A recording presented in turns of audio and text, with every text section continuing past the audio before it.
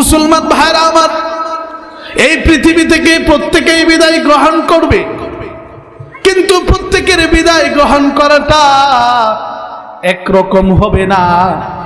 কেউ মৃত্যুটাকে হাসি মুখে আলিঙ্গন করবে, কেউ হাসতে হাসতে মৃত্যুকে আলিঙ্গন করবে। কারণ আল্লাহর হাবিব বলছেন, তুহফাতুল মুমিন আল মাউত, মৃত্যু মুমিনের জন্য হাদিয়া স্বরূপ, পুরস্কার স্বরূপ, গিফট স্বরূপ। অতএব মানুষ যখন তাকে গ্রহণ করবে, সে হাসতে হাসতে মৃত্যুকে গ্রহণ করবে।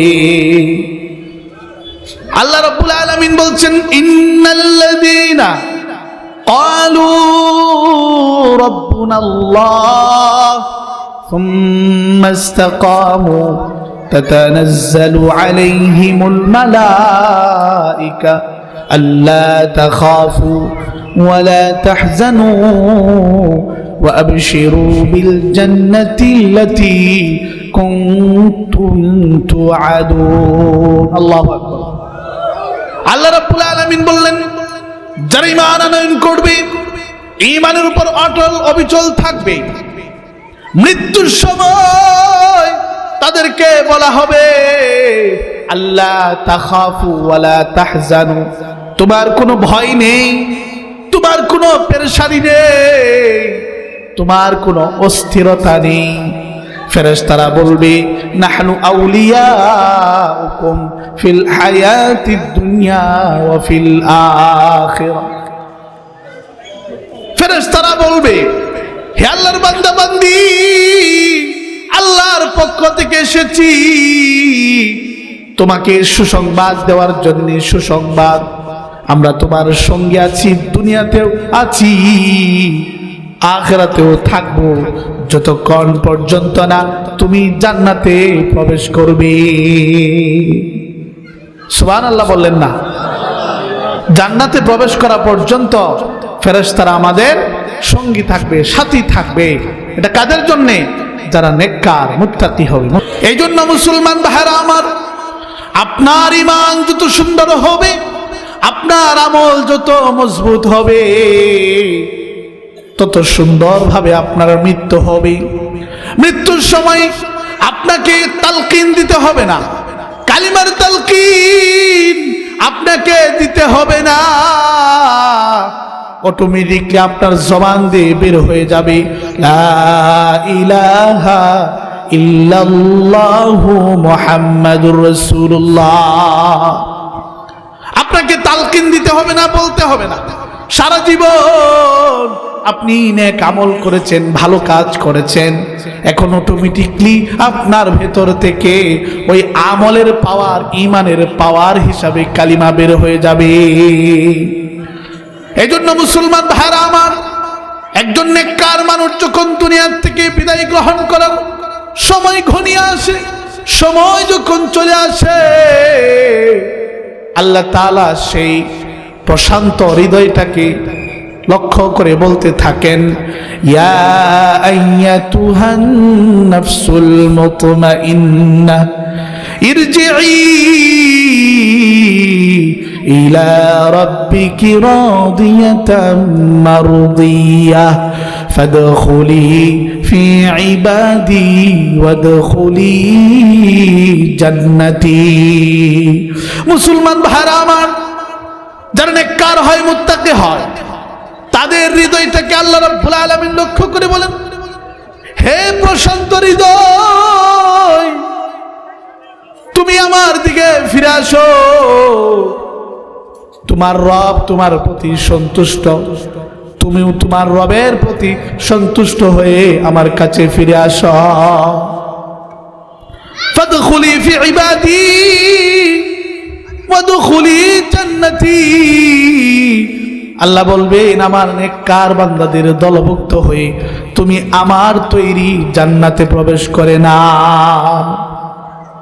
মুসলমান ভাইরা আমার, এই জন্য একজন মানুষকে যখন, নেককার মানুষকে কবরস্থ করা হবে, আল্লাহ তাআলা বলবেন, হে আমার বান্দা বান্দি, নাম কানাউমিল আরুস, একজন নববধূ নবদুলহান প্রথম রজনীতে যেভাবে সুন্দর করে ঘুমায়, কোনো চিন্তা নাই, পেরেশানি নাই, কোনো অস্থিরতা নাই, সেইভাবে তুমি ঘুমাও। ওই নেককার মানুষটা ঘুমাতে থাকবে, ঘুমাতে থাকবে। শত শত হাজার হাজার লক্ষ লক্ষ বছর চলে যাবে, টের পাবে না। যখন কিয়ামত সংঘটিত হবে, হাসরের মাঠ কায়েম হয়ে যাবে, ওই সময় একজন ফেরেশতা এসে বলবে, ক্বালু ইয়া ওয়াইলানা মান বা'আসানা মিন মারকাদিনা হাযা মা ওয়া'আদার রহমান ওয়া সাদাকাল মুরসালুন।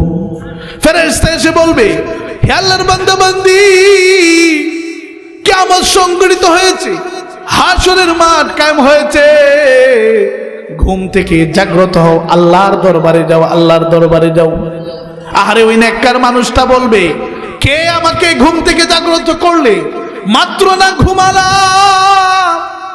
আহারে নেককার হওয়ার কারণে শত শত লক্ষ লক্ষ হাজার হাজার বছর চলে যাবে, টের পাবে না, টের পাবে না, আরামের ঘুম ঘুমাবে। বলবে, কে আমাকে জাগ্রত করলে আমার ঘুম থেকে? কে ডিস্টার্ব করলে? ফেরেশতা বলবে, হাযা মা ওয়া'আদার রহমান। আহারে কিয়ামত সংঘটিত হয়ে আল্লাহর আদালতে আজকে প্রত্যেককে দাঁড়াতে হবে, হিসাব দিতে হবে। আল্লাহ তাআলা আজকে বিনিময় দিবেন। কবরতে শুধু জান্নাতের নাজ নিয়ামত পেয়েছো, আসল জান্নাত পাও নাই। আহারে আল্লাহ তাআলা আজকে তোমার মতো নেক বান্দা বান্দীদেরকে জান্নাত দিবেন, এমন জান্নাত, ওয়ালাকুম ফিহা মা তাশতাহি আনফুসুকুম ওয়ালাকুম ফিহা মা তাদউন নুজুলাম মিন গফুরির রহিম। আল্লাহ রাব্বুল আলামিন বলবেন, আমার বান্দা বান্দীরা, দুনিয়াতে বহু কষ্ট করেছো, অনেক কিছু মন চেয়েছিল, আমি আল্লাহর ভয়ে, আমি আল্লাহর বিধানের কারণে করতে পারো নাই।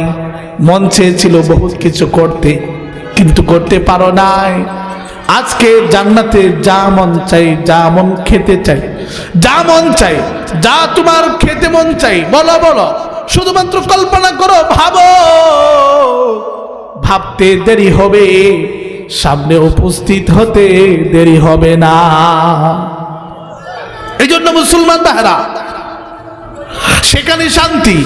যদি দুনিয়াতে আমল করি, নেক কাজ করি, ঈমান আমল নিয়ে যদি কবরে যেতে পারি, তাহলে ওই যে শান্তি শুরু, এটার আর কোনো শেষ নেই, আর শেষ হবে না।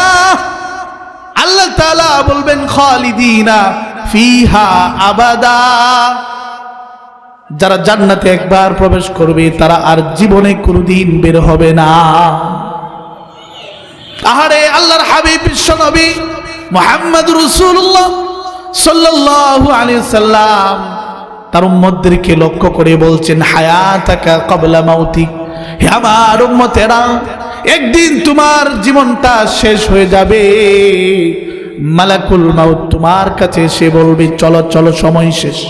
আহারে ওই দিনটা আসার পূর্বেই তুমি তোমার জীবনকে মূল্যায়ন করো, তুমি তোমার হায়াতকে মূল্যায়ন করে নাও, তুমি তোমার জীবনটাকে মূল্যায়ন করে সৌন্দর্যমণ্ডিত করে নাও। মরিলে হাসবে তুমি, কাঁদবে ভুবন, এমন জীবন গঠন করো মন রে মন, যে জীবন মরিলে অমর হয়, মরিলে হাসবে তুমি, কাঁদবে ভুবন। সাম্প্রতিক সময় আপনাদের চোখের সামনে উসমান হাদি ভাই, আহারে ওই মানুষটা আমাদের মতো এত বড় হুজুর না, আমাদের মতো এত খুব বেশি পড়াশোনা, হাফেজ, মাওলানা, মুফতি এত কিছু হয়নি। শুধুমাত্র বাতিলের বিরুদ্ধে কথা বলেছে, হকের পক্ষে কথা বলেছে, সঠিক পথে চলার চেষ্টা করেছে। এই কারণে মানুষ তাকে ভালোবেসেছে, মহাব্বত করেছে।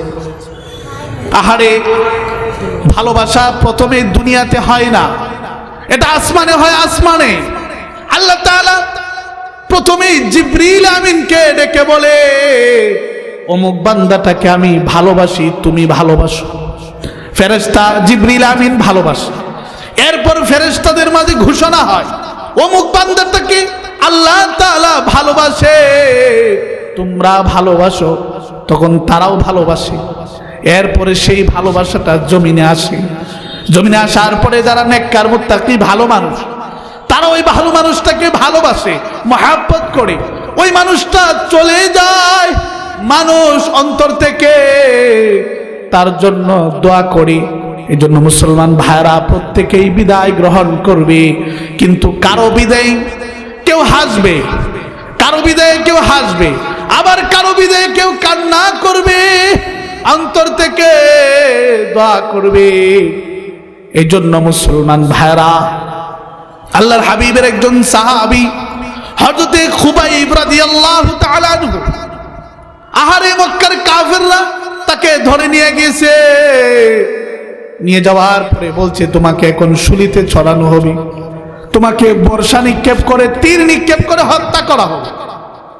তুমি ইসলামকে ছেড়ে দাও, ঈমান ছেড়ে দাও, ইসলামের পক্ষে কথা বলা ছেড়ে দাও, একত্ববাদের বিশ্বাসী হওয়া ছেড়ে দাও। খুবাইব রাদিয়াল্লাহু তাআলা আনহু বলে, জীবন দিতে রাজি, ঈমান দিতে রাজি না। আল্লাহু আকবার। আরে মুসলমান ভাইরা, এরপর তিনি বলছেন, কাফেররা বলছে, তোমার জীবনে কি আশা আকাঙ্ক্ষা? খুবাইব রাদিয়াল্লাহু তাআলা আনহু বলছে, আমার জীবনের আশা আকাঙ্ক্ষা হচ্ছে 2 রাকাত সালাত আদায় করতে চাই, নামাজ আদায় করতে চাই। খুবাইব রাদিয়াল্লাহু তাআলা আনহু 2 রাকাত নামাজ পড়লেন খুব তাড়াহুড়া করে। কেন? যাতে করে তিনি কাফেরদের মনে এই ধারণা না হয় যে খুবাইব মৃত্যুর ভয়ে নামাজকে দীর্ঘায়িত করছে, লম্বা করছে। এজন্য খুবাইব সুন্দর করে খুশুর সাথে অল্পতেই তিনি নামাজটা শেষ করে ফেললেন। আহারে মক্কার নিষ্ঠুর কাফেররা খুবাইবকে বেঁধে ফেললো, শুলিতে চড়ালো। আহারে তাকে বর্ষা নিক্ষেপ করতে শুরু করলো, তীর নিক্ষেপ করতে শুরু করলো। খুবাইব পড়ছে, জবান দিয়ে উচ্চারিত হচ্ছে, ফালাস্তু বালি হিনা উকতালু মুসলিমান বিআই জামবিন কানা লিল্লাহি মাসরাই। আহারে আমার জীবন যখন মুমিন হিসাবে যাচ্ছে, আমি যেহেতু আল্লাহকে মেনেছি, আমি যেহেতু মুমিন, অতএব আমি মৃত্যুর কোনো পরোয়া আমি করি না, মৃত্যুর কোনো পরোয়া আমি করি না। আমাকে যেভাবে মৃত্যুবরণ করা হোক না কেন, আমার অঙ্গ প্রত্যঙ্গগুলো যদি কেটে টুকরা টুকরা করা হয়, তারপরেও আল্লাহ তাআলা সেগুলো একত্রিত করতে পারবে। এই জন্য মুসলমান ভাইরা বলছি, প্রত্যেকেই বিদায় গ্রহণ করবে, কিন্তু কেউ এমন হবে তাহাজ্জুদের জায়নামাজে দাঁড়িয়েছে, ঠিক এই মুহূর্তে মালাকুল মউত এসে রূহকে কবজা করে নিয়ে যাচ্ছে। হজের সফরে গিয়েছে, জান্নাতুল বাকিতে তার কবর, জান্নাতুল মুআল্লাতে কবর, আর ফিরে আসে নাই। হজ করতে গিয়েছে, উমরা করতে গিয়েছে, আর ফিরে আসেন। আবার অনেক মানুষের মৃত্যু এমন হবে, গুনাহ করতে করতে ঘুম চলে এসেছে, ঘুমিয়ে পড়েছে, হঠাৎ এসে মালাকুল মউত এসে বলে, চলো সময় শেষ। সে বলে, আমি না একটু আগে নাফরমান, আমি না একটু আগে গুনাহ করলাম, আমাকে একটু সুযোগ দাও, আমাকে একটু সুযোগ দাও, আমি একটু তাওবা করে নিয়ে ভালো হয়ে যাব।